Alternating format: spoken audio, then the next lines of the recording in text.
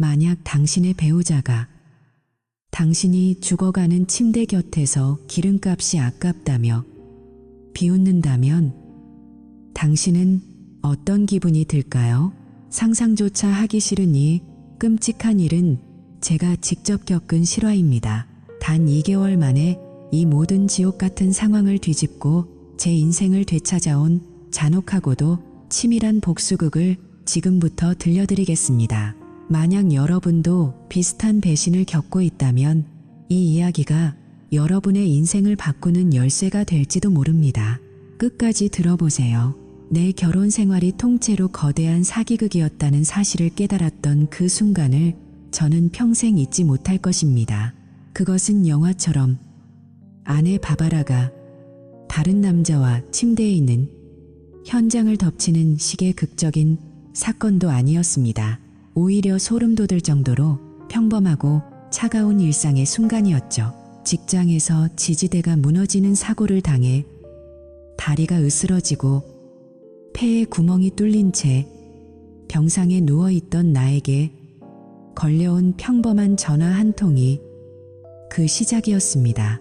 Getty Images. 당시 병실 상황은 처참했습니다. 흰 천장에서는 기계적인 전자음만이 울려 퍼졌고 제 폐에는 산소를 공급하기 위한 관이 깊숙이 꽂혀 있었습니다. 부서진 다리는 견인장치에 고정되어 꼼짝도 할 수 없었죠. 숨을 쉴 때마다 가슴을 찌르는 둔한 통증은 내가 죽음의 문턱에 바짝 다가서 있다는 사실을 매 초마다 일깨워 주었습니다. 사고 3일째, 약기운 때문에 혀는 꼬이고 목소리는 절박하게 떨리고 있었지만 저는 떨리는 손으로 아내에게 전화를 걸었습니다. 지금은 겨우 안정이 됐는데 당분간은 퇴원하지 못할 것 같아. 내일이라도 게이지랑 같이 와주면 안 될까? 당신들이 너무 보고 싶어. 하지만 수화기 너머로 돌아온 바바라의 대답은 내 갈비뼈 사이로 얼음물을 끼얹는 것 같았습니다. 기름값이 비싸잖아. 지금 너 하나 보자고 거기까지 운전해서 갈 가치가 없어. 빨리 죽든지 아니면 알아서 빨리 낫든지 해. 어중간하게 버티는 거 이제 지긋지긋하니까. 그녀는 마치 오늘 저녁 메뉴가 마음에 들지 않는다는 듯 무심하게 단 한마디의 망설임도 없이 뱉었습니다. 그 극심한 잔혹함이 내 뇌리에 박히는 데는 딱 1초가 걸렸습니다. 제가 숨을 헐떡이며 고통스러워하는 소리가 들렸을 텐데도 그녀는 차가웠습니다. 더욱 기가 막힌 것은 그 뒤에 들려온 웃음소리였습니다. 내가 알던 바바라의 웃음소리가 아니었습니다. 가볍고 경쾌한 정체 모를 남자의 웃음소리. 그녀의 휴대폰은 분명히 스피커폰 모드였을 겁니다. 아마 그녀의 곁에는 그 남자가 함께 있었겠죠. 뒤이어 내 의붓아들 게이지의 목소리가 크고 무미건조하게 들려왔습니다. 우린 당신 안 그리워요. 그러니까 이제 전화 좀 끊어주세요. 무거운 침묵이 병실을 채웠고 나는 마라톤을 뛴 사람처럼 쿵쾅거리는 심장을 부여잡고 멍하니 천장만 바라보았습니다. 한때 나를 우상처럼 따르며 함께 낚시를 가고 오두막을 짓던 게이지의 잔혹한 배신, 그리고 내 고통을 안주 삼아 웃고 있던 낯선 남자. 바바라는 단순히 스트레스를 받은 것이 아니었습니다. 그녀는 진심으로 내가 이 병실에서 영원히 나가지 못하기를, 그래서 복잡한 이혼 절차 없이 남은 보험금을 챙길 수 있기를 간절히 바라고 있었던 것입니다. 사실 나중에 알게 된 사실이지만 그녀는 제가 병원에 있는 동안 공동 계좌에서 수천 달러를 빼돌려 실비오라는 남자와 쇼핑을 즐기고 있었습니다. 그날 밤 마취에서 깨어날 때마다 느껴지던 사무치는 외로움은 이내 서늘한 분노로 변했습니다. 몸은 부서졌을지 몰라도 내 정신은 그 어느 때보다 명료해졌습니다. 나를 죽기를 바랐다고. 그렇다면 당신들이 가장 후회할 방식으로 살아남아주지. 생존 본능이 온몸의 세포를 깨우는 기분이었습니다. 하지만 제가 준비한 복수는 단순한 화풀이가 아니었습니다. 치밀하고 합법적이며 그녀가 가장 아끼는 모든 것을 단숨에 앗아가는 그런 계획이었죠. 만약 여러분이 저와 같은 상황이라면 어떻게 하시겠습니까? 분노하며 소리를 지르시겠습니까? 아니면 조용히 기회를 기다리시겠습니까? 저는 후자를 선택했습니다. 복수는 차갑게 식었을 때 내놓는 요리라고들 하죠. 폭풍 전야와도 같은 정적 속에서 제 반격은 이제 막 시작되려 하고 있었습니다. 지금 여러분의 주변을 돌아보세요. 여러분이 믿고 있는 사람이 정말 여러분을 위하고 있습니까? 만약 의심이 든다면 당장 이 이야기를 주목하세요. 제가 어떻게 휠체어에 앉은 채로 그녀의 전 재산을 동결시키고 그녀가 가장 아끼는 집을 텅 빈 뼈대만 남긴 채 털어버렸는지 그 놀라운 과정을 다음 장에서 상세히 공개하겠습니다. 과연 그녀가 내슈빌 여행에서 돌아와 아무것도 남지 않은 거실을 마주했을 때 어떤 비명을 질렀을지 상상이 가시나요? 지금 좋아요를 누르고 저와 함께 이 통쾌한 복수의 여정을 시작해보세요. 절대 후회하지 않으실 겁니다. 이제 진짜 반격이 시작됩니다. 그녀의 비정한 전화가 끊긴 후 병실을 채운 것은 기계적인 소음보다 더 무거운 정적이었다. 나는 더 이상 예전의 내가 아니기로 했다. 하지만 복수를 위해서는 우선 이 부서진 몸부터 일으켜 세워야 했다. 사경을 헤매던 시간들이 지나고 나는 고독한 재활의 길로 들어섰다. 병원에서의 매일은 지옥 같은 통증과의 싸움이었지만 역설적으로 그 통증은 내가 살아있음을 그리고 내가 해야 할 일이 있음을 일깨워주는 유일한 신호였다. 이 암울한 환경 속에서 유일한 희망은 태사라는 이름의 간호사였다. 그녀는 단순히 환자를 돌보는 직업정신, 그 이상의 따뜻함을 보여주었다. 태사는 내가 식욕을 잃었을 때 몰래 푸딩을 하나 더 챙겨주기도 했고 쉬는 시간에는 가끔 내 침대 곁에 앉아 아무에게도 하지 못한 내 마음속에 응어리를 쏟아낼 수 있게 해주었다. 나는 그녀에게 모든 전말을 상세히 말하지는 않았지만 태사는 내 눈빛 속에 담긴 서늘한 결의를 읽어낸 듯했다. 어느 날 그녀는 내 손을 가만히 잡으며 부드럽지만 단호하게 말했다. 에버렛, 당신이 무언가 큰 계획을 세우고 있다는 걸 알아요. 만약 그렇다면 무엇보다 안전하게 하세요. 당신의 건강을 먼저 회복하는 게 최고의 복수라는 걸 잊지 마세요. 그녀의 격려는 차가운 분노로 가득 찼던 내 마음속에 작은 불씨를 지폈다. 나는 그 불씨를 태워 재활 훈련의 모든 에너지를 쏟아부었다. 재활실에서의 하루는 비명으로 시작해 신음으로 끝났다.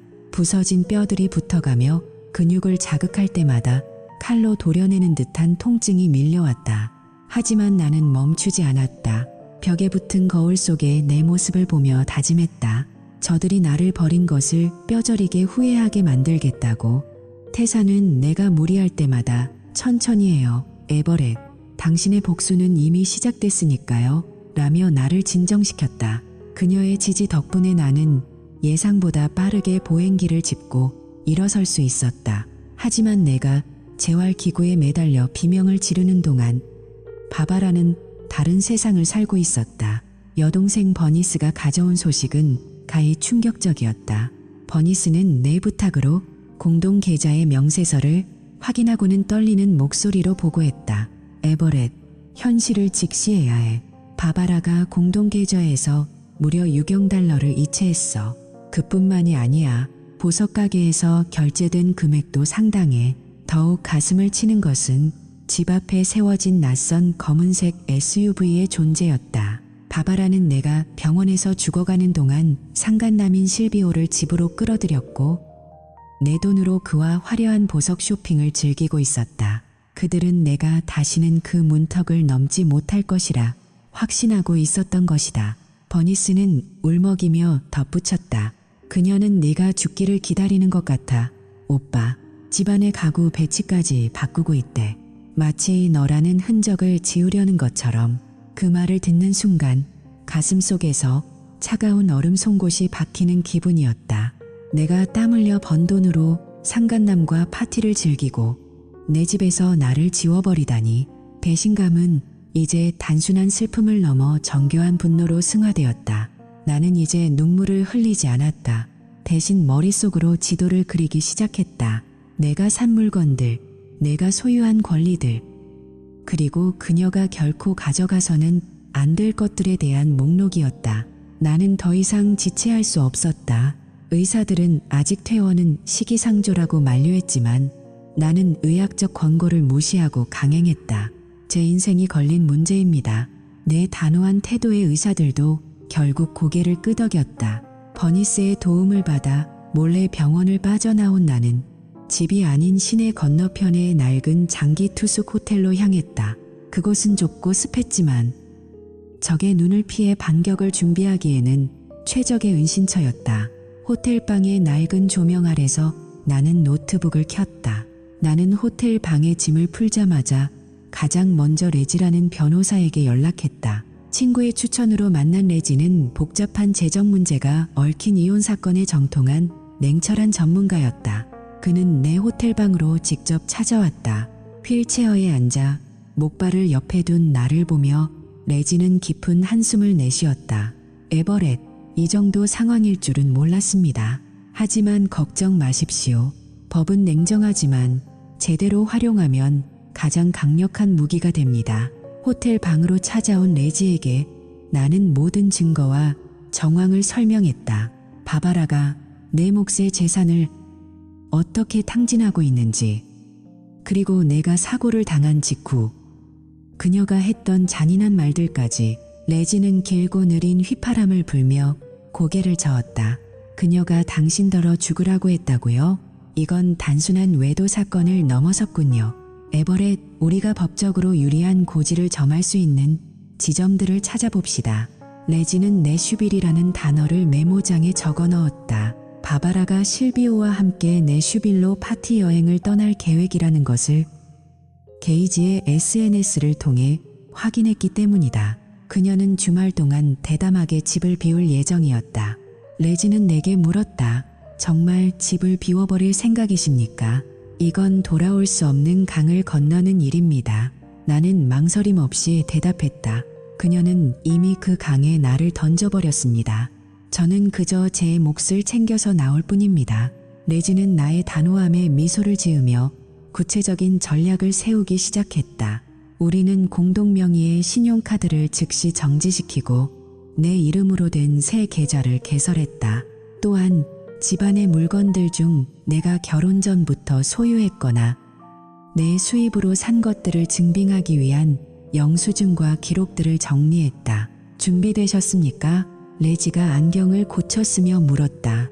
그녀가 내슈빌에서 파티를 즐기는 동안 우리는 그녀의 세계를 무너뜨릴 겁니다. 나는 고개를 끄덕였다. 내 안에서 끓어오르는 분노는 이제 차가운 이성이 되어 전략으로 바뀌고 있었다.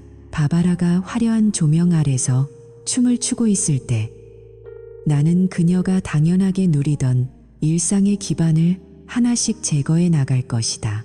이것은 단순한 감정적 대응이 아니라 빼앗긴 내 권리를 되찾기 위한 합법적인 전쟁의 시작이었다. 여러분, 인생에서 가장 믿었던 사람에게 버림받았을 때 가장 먼저 해야 할 일이 무엇인지 아십니까? 슬퍼하는 것이 아닙니다. 바로 기록하는 것입니다. 영수증 하나, 통화 기록 하나가 나중에 당신을 지켜줄 유일한 방패가 됩니다. 만약 이 글을 읽는 당신도 비슷한 고통을 겪고 있다면 지금 당장 감정을 추스르고 숫자를 확인하십시오. 그것이 생존의 시작입니다. 바바라가 파티 의상을 고르는 동안 나는 그녀의 세계를 송두리째 흔들어 놓을 트럭을 예약했다. 그녀가 다시 그 현관문을 열었을 때 마주하게 될 것은 자신이 버린 남편의 자취가 아니라 자신의 욕망이 만들어낸 공허한 빈 공간뿐일 것이다. 그녀는 내슈빌의 호텔방에서 실비오와 샴페인을 터뜨리고 있겠지만 나는 어두운 호텔방에서 이삿짐 센터 직원들과 마지막 동선을 체크하고 있었다. 이제 모든 말은 끝났고 행동만이 남았다. 그녀가 결코 예상하지 못한 그 토요일 아침이 다가오고 있었다. 과연 그녀가 월요일 아침 텅 빈 거실 한복판에 서서 어떤 비명을 질렀을지 궁금하지 않으십니까? 댓글로 여러분의 예상을 남겨주세요. 다음 이야기에서 그 통쾌한 현장을 그대로 보여드리겠습니다. 구독과 좋아요를 누르시면 이 치밀한 복수의 전말을 놓치지 않고 확인하실 수 있습니다. 지금 바로 행동하십시오. 정의는 기다려주지 않습니다. 그녀의 비정한 전화가 끊긴 후 병실을 채운 것은 기계적인 소음보다 더 무거운 정적이었다. 나는 더 이상 예전의 내가 아니기로 했다. 하지만 복수를 위해서는 우선 이 부서진 몸부터 일으켜 세워야 했다. 사경을 헤매던 시간들이 지나고 나는 고독한 재활의 길로 들어섰다. 병원에서의 매일은 지옥 같은 통증과의 싸움이었지만 역설적으로 그 통증은 내가 살아있음을, 그리고 내가 해야 할 일이 있음을 일깨워주는 유일한 신호였다. 이 암울한 환경 속에서 유일한 희망은 태사라는 이름의 간호사였다. 그녀는 단순히 환자를 돌보는 직업정신, 그 이상의 따뜻함을 보여주었다.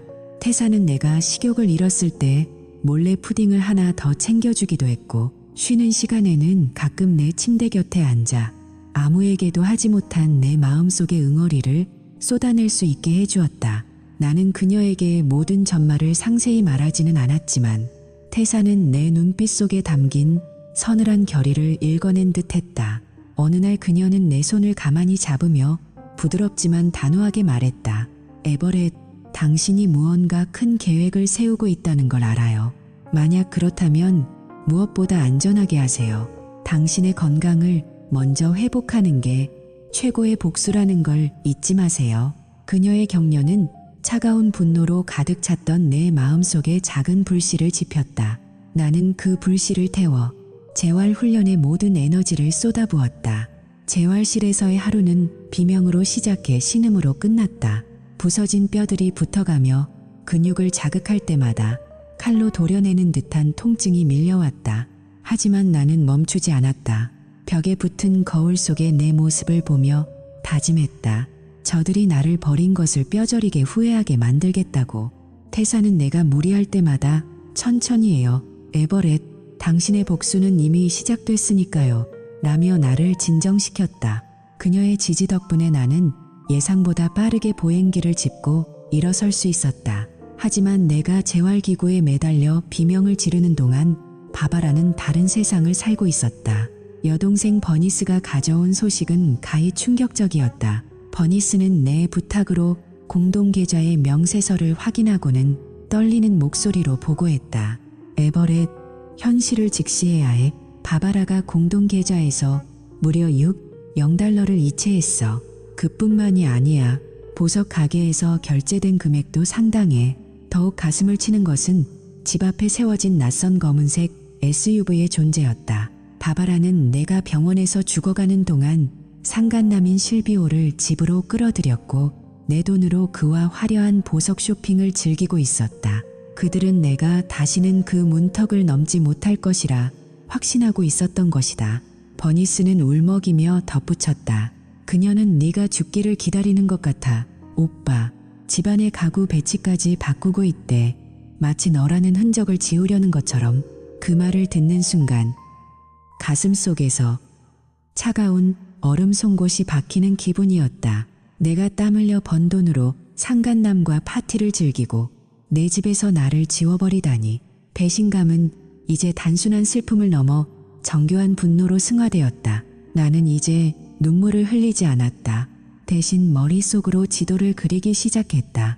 내가 산 물건들, 내가 소유한 권리들, 그리고 그녀가 결코 가져가서는 안 될 것들에 대한 목록이었다. 나는 더 이상 지체할 수 없었다. 의사들은 아직 퇴원은 시기상조라고 만류했지만 나는 의학적 권고를 무시하고 강행했다. 제 인생이 걸린 문제입니다. 내 단호한 태도에 의사들도 결국 고개를 끄덕였다. 버니스의 도움을 받아 몰래 병원을 빠져나온 나는 집이 아닌 시내 건너편에 낡은 장기 투숙 호텔로 향했다. 그곳은 좁고 습했지만 적의 눈을 피해 반격을 준비하기에는 최적의 은신처였다. 호텔방의 낡은 조명 아래서 나는 노트북을 켰다. 나는 호텔방에 짐을 풀자마자 가장 먼저 레지라는 변호사에게 연락했다. 친구의 추천으로 만난 레지는 복잡한 재정 문제가 얽힌 이혼 사건에 정통한 냉철한 전문가였다. 그는 내 호텔 방으로 직접 찾아왔다. 휠체어에 앉아 목발을 옆에 둔 나를 보며 레지는 깊은 한숨을 내쉬었다. 에버렛, 이 정도 상황일 줄은 몰랐습니다. 하지만 걱정 마십시오. 법은 냉정하지만 제대로 활용하면 가장 강력한 무기가 됩니다. 호텔 방으로 찾아온 레지에게 나는 모든 증거와 정황을 설명했다. 바바라가 내 몫의 재산을 어떻게 탕진하고 있는지, 그리고 내가 사고를 당한 직후 그녀가 했던 잔인한 말들까지. 레지는 길고 느린 휘파람을 불며 고개를 저었다. 그녀가 당신더러 죽으라고 했다고요? 이건 단순한 외도 사건을 넘어섰군요. 에버렛, 우리가 법적으로 유리한 고지를 점할 수 있는 지점들을 찾아봅시다. 레지는 내슈빌이라는 단어를 메모장에 적어 넣었다. 바바라가 실비오와 함께 내슈빌로 파티 여행을 떠날 계획이라는 것을 게이지의 SNS를 통해 확인했기 때문이다. 그녀는 주말 동안 대담하게 집을 비울 예정이었다. 레지는 내게 물었다. 정말 집을 비워버릴 생각이십니까? 이건 돌아올 수 없는 강을 건너는 일입니다. 나는 망설임 없이 대답했다. 그녀는 이미 그 강에 나를 던져버렸습니다. 저는 그저 제 몫을 챙겨서 나올 뿐입니다. 레지는 나의 단호함에 미소를 지으며 구체적인 전략을 세우기 시작했다. 우리는 공동 명의의 신용카드를 즉시 정지시키고 내 이름으로 된 새 계좌를 개설했다. 또한 집안의 물건들 중 내가 결혼 전부터 소유했거나 내 수입으로 산 것들을 증빙하기 위한 영수증과 기록들을 정리했다. 준비되셨습니까? 레지가 안경을 고쳤으며 물었다. 그녀가 내슈빌에서 파티를 즐기는 동안 우리는 그녀의 세계를 무너뜨릴 겁니다. 나는 고개를 끄덕였다. 내 안에서 끓어오르는 분노는 이제 차가운 이성이 되어 전략으로 바뀌고 있었다.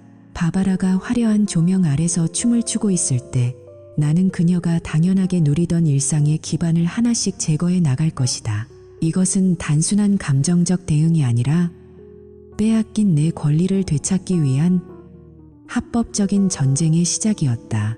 토요일 아침이 밝았다. 바바라와 게이지가 내슈빌로 떠난 것을 확인한 직후 나는 미리 예약해둔 이삿짐 트럭 세대와 함께 예전 집 앞으로 향했다. 버니스가 망을 보았고 나는 떨리는 손으로 현관 비밀번호를 눌렀다. 띠리릭, 문이 열리는 소리가 마치 승전보처럼 들렸다. 집 안에 들어서자 실비오의 흔적들이 여기저기 널브러져 있었다. 거실 테이블 위에는 내가 산 적 없는 술병이 놓여 있었고 공기 중에는 내가 혐오하는 담배 냄새가 섞여 있었다. 지금부터 시작입니다. 나는 이삿짐 직원들에게 레지가 작성한 꼼꼼한 목록을 건넸다. 그것은 침입이 아니었다. 내 권리를 행사하는 과정이었다. 나는 우선 거실에 대형 소파와 커피 테이블, 그리고 내 이름으로 할부금을 다는 85인치 TV를 지목했다. 저것들부터 실으세요. 직원들이 일사불란하게 가구를 포장하는 동안 나는 작업실로 향했다. 그곳에는 내가 수년에 걸쳐 모은 고가의 전동 공구들과 작업대들이 있었다. 바바라는 그 공구들이 얼마인지조차 몰랐을 테지만 이제 그것들은 모두 내 새 아파트로 옮겨질 것이다. 집안 구석에서 칭얼거리는 소리가 들렸다. 내 소중한 골든 리트리버 커티스였다. 바바라는 개를 돌보지 않았다. 커티스의 밥그릇은 비어 있었고 털은 엉망으로 꼬여 있었다. 커티스가 나를 발견하고는 목발을 짚은 내게 달려와 얼굴을 핥아댔다. 미안해, 커티스. 혼자 둬서 정말 미안해. 나는 녀석의 목덜미를 껴안고 눈물을 삼켰다. 바바라는 이 개를 자신의 액세서리처럼 여겼지만 커티스에게 마이크로칩을 심고 예방접종을 마친 것은 나였다. 커티스도 데려갑니다. 이동장에 실어주세요. 이사 과정은 한편이 잘 짜인 작전 같았다. 주방에서는 식탁과 의자, 그리고 내가 직접 구매한 고급 냉장고를 빼냈다. 안방 드레스룸으로 들어가 내 옷가지와 시계들, 그리고 바바라가 재융자를 고집하며 자신을 공동 명의자로 넣었던 그 집에서 내가 가져갈 수 있는 50%의 자산을 철저히 분리해냈다. 가구 하나가 빠져나갈 때마다 집안의 공명음이 커졌다. 벽에는 가구가 놓여있던 자리에 먼지 섞인 자국들만이 남았다. 그것은 바바라가 내 인생에서 차지했던 공간이 얼마나 덧없는 것이었는지를 보여주는 흉터 같았다. 마지막으로 나는 게이지의 방으로 향했다. 내 친아들이 아니었음에도 나는 녀석에게 최선을 다했었다. 하지만 녀석은 나에게 당신 안 그리워요 라고 말했다. 나는 녀석이 가장 아끼는 고가의 게임기와 듀얼 모니터를 지목했다. 이것도 챙기세요. 녀석은 이제 텅 빈 방바닥에 앉아 자신의 말에는 책임이 따른다는 사실을 배우게 될 것이다. 나는 녀석을 노숙자로 만들고 싶지는 않았기에 침대와 기본 옷장은 남겨두었다. 하지만 내가 호의로 제공했던 특권들은 이제 모두 회수될 시간이었다. 저녁 6시 작업이 마무리되었다. 한때 따뜻한 온기가 돌던 집은 이제 황량한 폐가처럼 변해 있었다. 거실은 텅 비어 있었고 바바라가 실비오를 위해 새로 샀을 법한 작은 소품 몇 개만이 바닥에 뒹굴고 있었다. 나는 마지막으로 주방 찬장에서 게사료 한 봉지까지 챙겨 들었다. 단 한 톨의 자비도 남기고 싶지 않았다. 현관문을 잠그고 열쇠를 돌리는 순간 내 마음속에선 묵직한 카타르시스가 느껴졌다. 여러분 기억하십시오. 복수는 폭력이 아닙니다. 당신이 가진 권리를 정확히 행사하고 무례한 자들에게 더 이상 당신의 호의를 베풀지 않는 것입니다.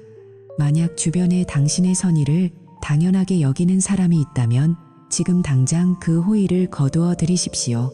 그것만으로도 상대는 지옥을 경험하게 될 것입니다. 나는 버니스의 차에 올라타 호텔을 떠나 내 새 삶이 기다리는 작은 아파트로 향했다. 거울 속의 내 눈빛은 이제 고통이 아닌 승리감으로 반짝이고 있었다. 바바라가 일요일 밤 내 슈빌의 숙취를 안고 현관문을 열었을 때 어떤 표정을 지었을까요?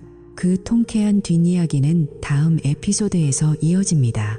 지금 이 영상이 도움이 되셨다면 좋아요와 구독을 눌러주세요. 배신자들에게 날리는 마지막 일격을 함께 지켜보십시오. 여러분의 지지가 제 복수를 완성합니다. 다음 장에서 뵙겠습니다. 지금 바로 알림 설정을 확인하세요. 그녀의 비정한 전화가 끊긴 후 병실을 채운 것은 기계적인 소음보다 더 무거운 정적이었다. 나는 더 이상 예전의 내가 아니기로 했다. 하지만 복수를 위해서는 우선 이 부서진 몸부터 일으켜 세워야 했다. 사경을 헤매던 시간들이 지나고 나는 고독한 재활의 길로 들어섰다.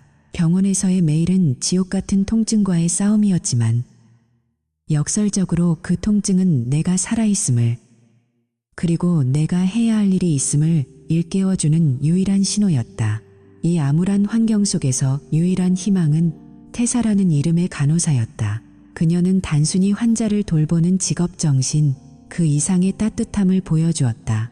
테사는 내가 식욕을 잃었을 때 몰래 푸딩을 하나 더 챙겨주기도 했고 쉬는 시간에는 가끔 내 침대 곁에 앉아 아무에게도 하지 못한 내 마음속의 응어리를 쏟아낼 수 있게 해주었다. 나는 그녀에게 모든 전말을 상세히 말하지는 않았지만 테사는 내 눈빛 속에 담긴 서늘한 결의를 읽어낸 듯했다. 어느 날 그녀는 내 손을 가만히 잡으며 부드럽지만 단호하게 말했다. 에버렛, 당신이 무언가 큰 계획을 세우고 있다는 걸 알아요. 만약 그렇다면 무엇보다 안전하게 하세요. 당신의 건강을 먼저 회복하는 게 최고의 복수라는 걸 잊지 마세요. 그녀의 격려는 차가운 분노로 가득 찼던 내 마음속에 작은 불씨를 지폈다. 나는 그 불씨를 태워 재활 훈련에 모든 에너지를 쏟아부었다.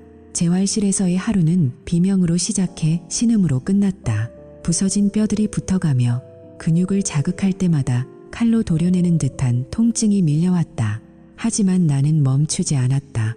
벽에 붙은 거울 속의 내 모습을 보며 다짐했다. 저들이 나를 버린 것을 뼈저리게 후회하게 만들겠다고. 테사는 내가 무리할 때마다 천천히 해요. 에버렛, 당신의 복수는 이미 시작됐으니까요 라며 나를 진정시켰다. 그녀의 지지 덕분에 나는 예상보다 빠르게 보행기를 짚고 일어설 수 있었다. 하지만 내가 재활기구에 매달려 비명을 지르는 동안 바바라는 다른 세상을 살고 있었다. 여동생 버니스가 가져온 소식은 가히 충격적이었다. 버니스는 내 부탁으로 공동계좌의 명세서를 확인하고는 떨리는 목소리로 보고했다. 에버렛, 현실을 직시해야 해. 바바라가 공동계좌에서 무려 6억 달러를 이체했어. 그뿐만이 아니야. 보석 가게에서 결제된 금액도 상당해. 더욱 가슴을 치는 것은 집 앞에 세워진 낯선 검은색 SUV의 존재였다. 바바라는 내가 병원에서 죽어가는 동안 상간남인 실비오를 집으로 끌어들였고 내 돈으로 그와 화려한 보석 쇼핑을 즐기고 있었다. 그들은 내가 다시는 그 문턱을 넘지 못할 것이라 확신하고 있었던 것이다. 버니스는 울먹이며 덧붙였다. 그녀는 내가 죽기를 기다리는 것 같아. 오빠, 집안의 가구 배치까지 바꾸고 있대.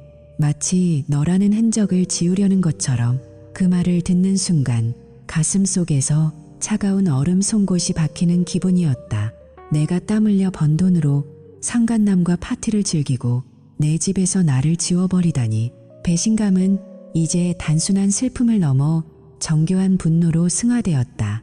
나는 이제 눈물을 흘리지 않았다. 대신 머릿속으로 지도를 그리기 시작했다.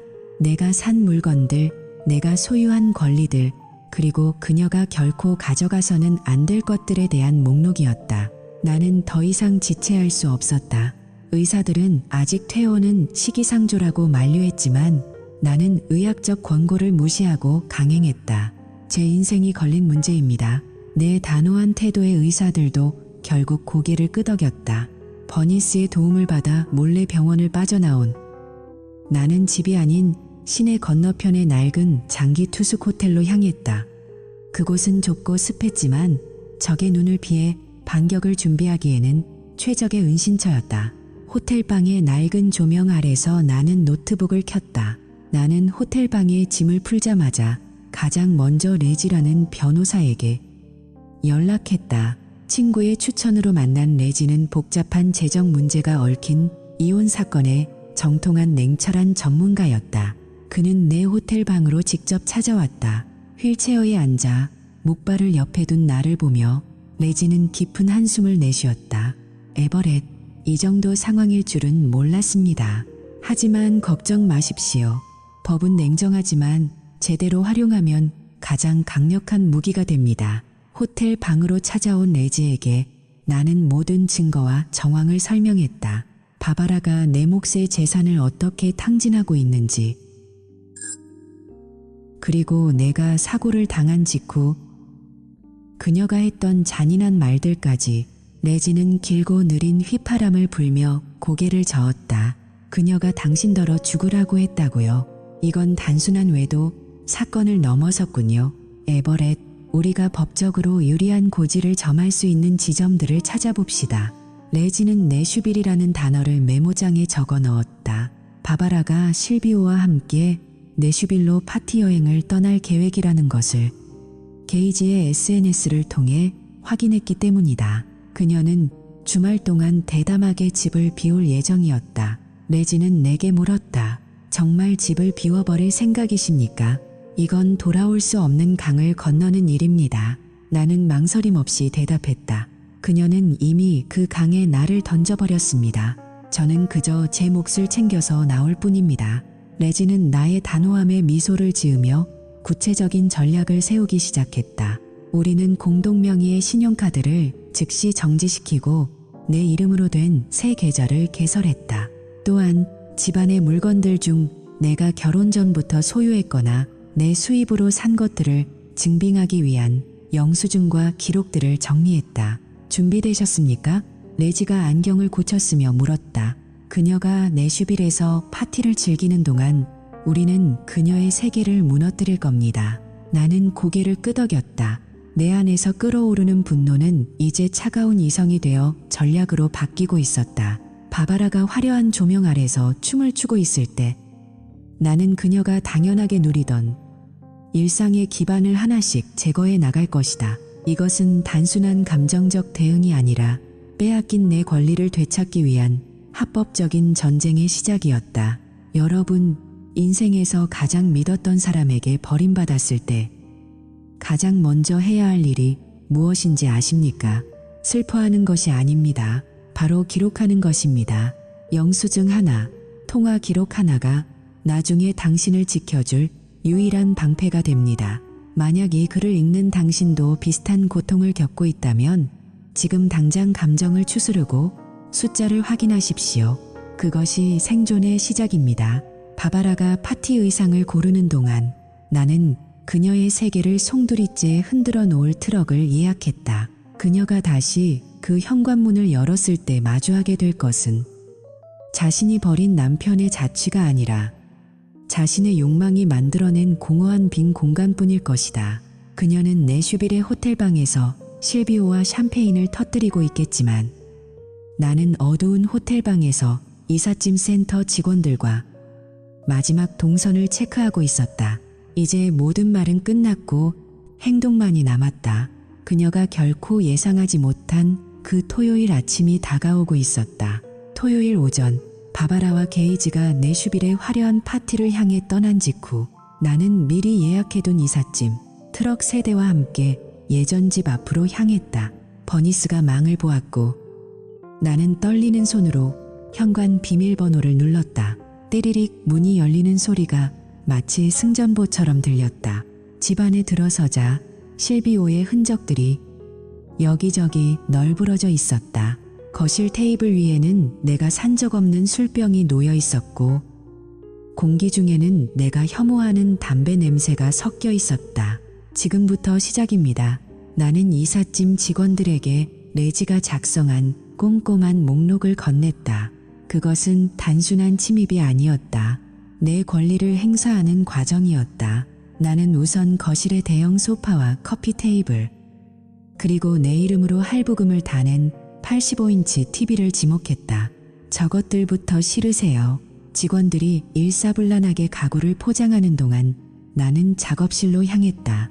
그곳에는 내가 수년에 걸쳐 모은 고가의 전동 공구들과 작업대들이 있었다. 바바라는 그 공구들이 얼마인지조차 몰랐을 테지만 이제 그것들은 모두 내 새 아파트로 옮겨질 것이다. 가구 하나가 빠져나갈 때마다 집안의 공명음이 커졌다. 벽에는 가구가 놓여있던 자리에 먼지 섞인 자국들만이 남았다. 그것은 바바라가 내 인생에서 차지했던 공간이 얼마나 덧없는 것이었는지를 보여주는 흉터 같았다. 집안 구석에서 칭얼거리는 소리가 들렸다. 내 소중한 골든 리트리버 커티스였다. 바바라는 개를 돌보지 않았다. 커티스의 밥그릇은 비어 있었고 털은 엉망으로 꼬여 있었다. 커티스가 나를 발견하고는 목발을 짚은 내게 달려와 얼굴을 핥아댔다. 미안해, 커티스. 혼자 둬서 정말 미안해. 나는 녀석의 목덜미를 껴안고 눈물을 삼켰다. 바바라는 이 개를 자신의 액세서리처럼 여겼지만 커티스에게 마이크로칩을 심고 예방접종을 마친 것은 나였다. 커티스도 데려갑니다. 이동장에 실어주세요. 이삿짐 센터 직원들은 마치 기계처럼 움직였다. 주방에서는 식탁과 의자, 그리고 내가 직접 구매한 고급 가전제품들을 빼냈다. 안방 드레스룸으로 들어가 내 정장들과 구두들, 그리고 바바라가 재용자를 고집하며 자신을 공동 명의자로 넣었던 그 집에서 내가 가져갈 수 있는 50%의 자산을 철저히 분리해냈다. 바바라의 화장대와 그녀의 옷가지들은 건드리지 않았다. 나는 그녀를 빈털터리로 만들려는 것이 아니다. 단지 그녀가 누려온 나의 노동력을 회수하려는 것뿐이다. 그녀가 거실에 홀로 앉아 무엇을 할 수 있을지 궁금했다. 아마 차가운 바닥에 앉아 자신의 선택을 되새기게 될 것이다. 마지막으로 나는 게이지의 방으로 향했다. 내 친아들이 아니었음에도 나는 녀석에게 최선을 다했었다. 하지만 녀석은 나에게 당신 안 그리워요라고 말했다. 나는 녀석이 가장 아끼는 고가의 게임기와 듀얼 모니터를 지목했다. 이것도 챙기세요. 녀석은 이제 텅 빈 방바닥에 앉아 자신의 말에는 책임이 따른다는 사실을 배우게 될 것이다. 나는 녀석을 노숙자로 만들고 싶지는 않았기에 침대와 기본 옷장은 남겨두었다. 하지만 내가 호의로 제공했던 특권들은 이제 모두 회수될 시간이었다. 게이지는 아마 내슈빌에서 새 컴퓨터를 꿈꾸고 있겠지만 돌아온 방에서 녀석을 맞이할 것은 단절된 인터넷 선뿐일 것이다. 저녁 6시 작업이 마무리되었다.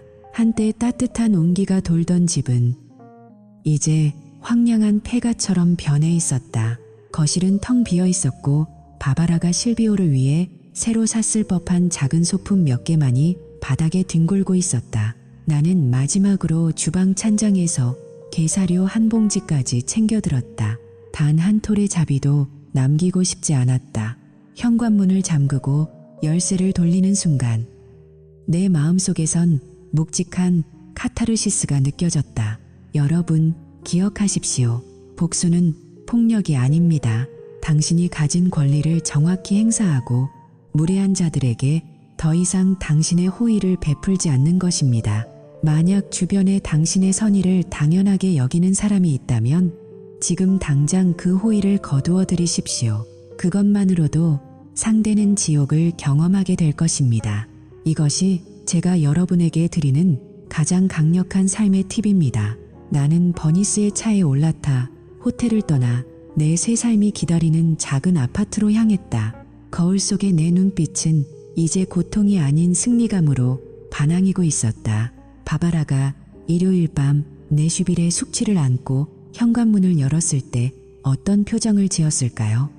상상만으로도 짜릿하지 않으십니까? 그 통쾌한 뒷이야기는 다음 에피소드에서 이어집니다. 지금 이 영상이 도움이 되셨다면 좋아요와 구독을 눌러주세요. 배신자들에게 날리는 마지막 일격을 함께 지켜보십시오. 여러분의 지지가 제 복수를 완성합니다. 정의는 기다려주지 않습니다. 다음 장에서 뵙겠습니다. 지금 바로 알림 설정을 확인하세요. 유리창이 박살나는 날카로운 파열음은 단순한 소음이 아니었습니다. 그것은 8년이라는 세월 동안 나를 다삼했던 거짓된 관계가 영원히 끝났음을 알리는 종소리이자 새로운 인생을 시작하는 축포와도 같았습니다.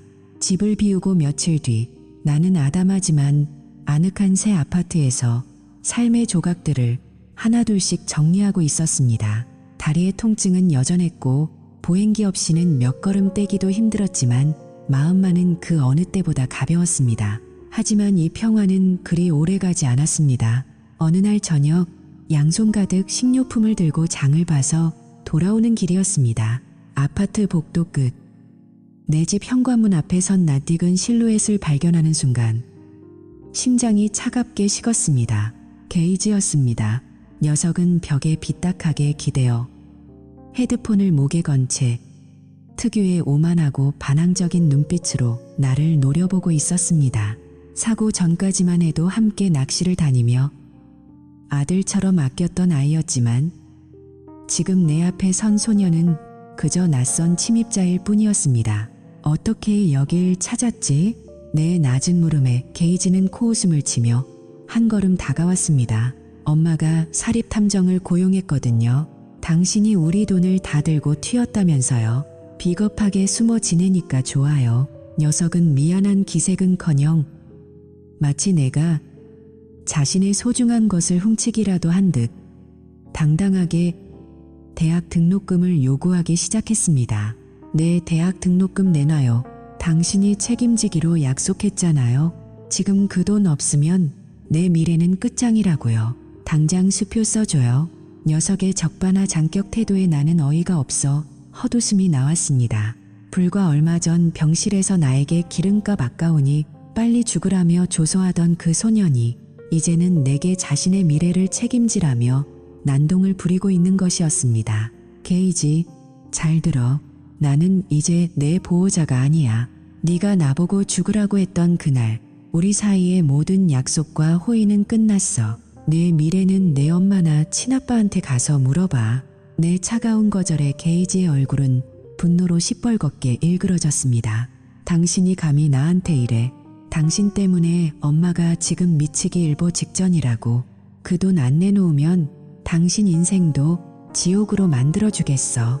녀석은 소리를 지르며 내 아파트 안으로 밀고 들어오려 했습니다. 나는 새로 강해진 다리에 힘을 주어 녀석의 어깨를 밀쳐 복도로 쫓아냈습니다.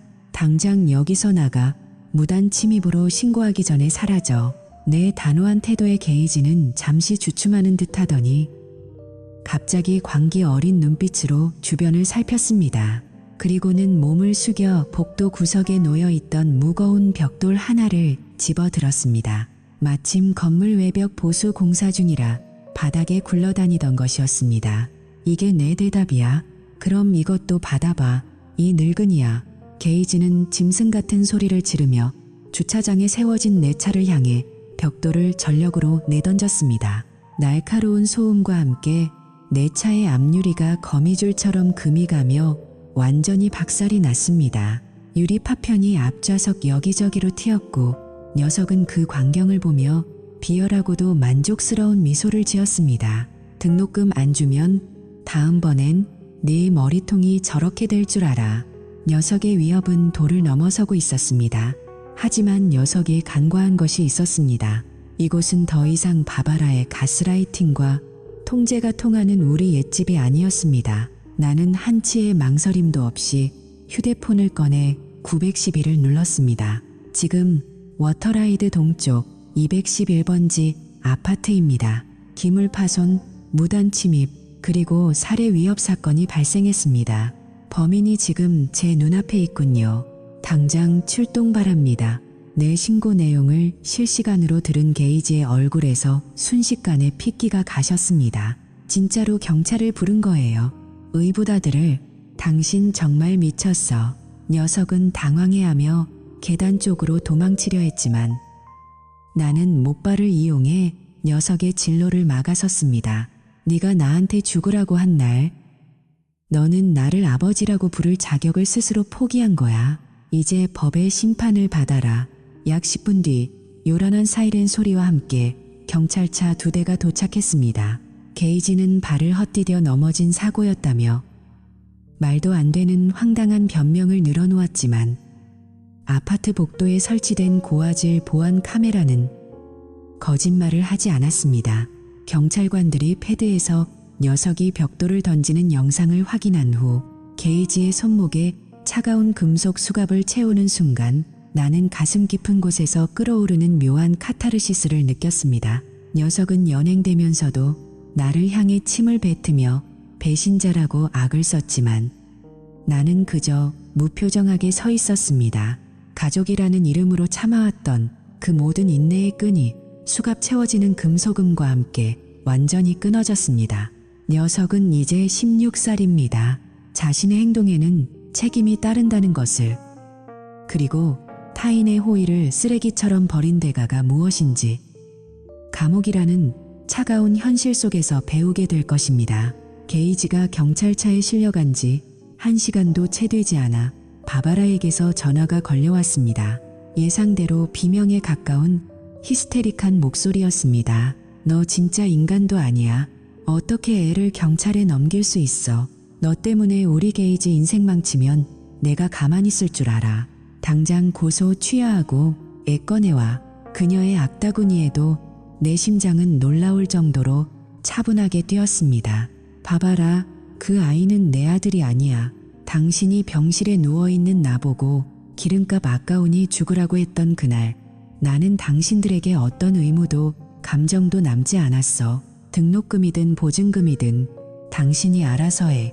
모든 건 법대로 처리될 거야. 나는 그녀의 대답을 듣지도 않고 전화를 완전히 차단했습니다. 그것은 분명 고통스럽고 쓸쓸한 과정이었지만 나를 8년 동안 짓누르던 무거운 업보와 굴레를 벗어던지는 유일한 길이었습니다. 주차장 가로등, 불빛 아래 반짝이는 유리 조각들을 보며 나는 비로소 진정한 자유를 느꼈습니다. 여러분 인생에서 가장 조심해야 할 적이 누구인지 아십니까? 바로 여러분의 선의를 권리로 착각하고 여러분의 고통을 비웃는 가족이라는 가면을 쓴 괴물들입니다. 만약 여러분 곁에도 그런 존재가 있다면 망설이지 마십시오. 단호하게 선을 긋고 공권력의 도움을 받으십시오. 그것이 당신의 영혼을 지키는 유일한 방법입니다. 이제 폭풍은 지나갔고 내 앞에는 오직 내가 선택하고 내가 설계한 새로운 인생만이 놓여 있었습니다. 과연 이 모든 전쟁의 끝에서 나는 어떤 결말을 맞이하게 될까요? 그리고 바바라 일가는 어떤 비참한 최후를 맞이했을까요? 이제 이 긴 복수극의 마지막 장, 최종화가 여러분을 기다리고 있습니다. 끝까지 지켜봐 주십시오. 정의는 결국 제자리를 찾아가게 마련입니다. 지금 바로 구독을 눌러 마지막 이야기를 확인하세요. 여러분의 지지가 제 새로운 시작에 큰 힘이 됩니다. 감사합니다. 폭풍이 지나간 자리에 남는 것은 폐허만이 아닙니다. 때로는 그 폐허 위에서 그 어느 때보다 견고하고 아름다운 새 삶이 피어나기도 하죠. 게이지가 수갑을 찬 채 경찰차에 실려가고 바바라의 비명 섞인 전화가 끊긴 그날 밤, 나는 비로소 8년 동안 짊어졌던 무거운 족쇄를 완전히 벗어던진 기분이었습니다.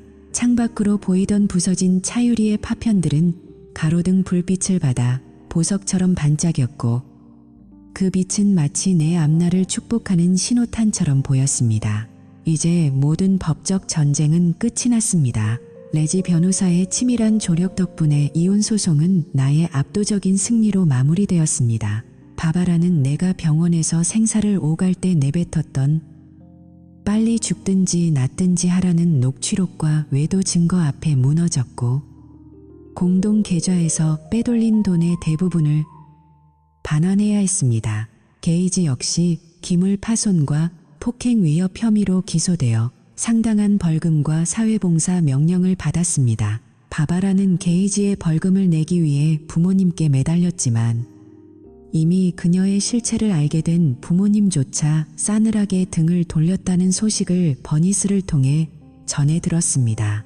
나의 재활은 기적처럼 성공적이었습니다.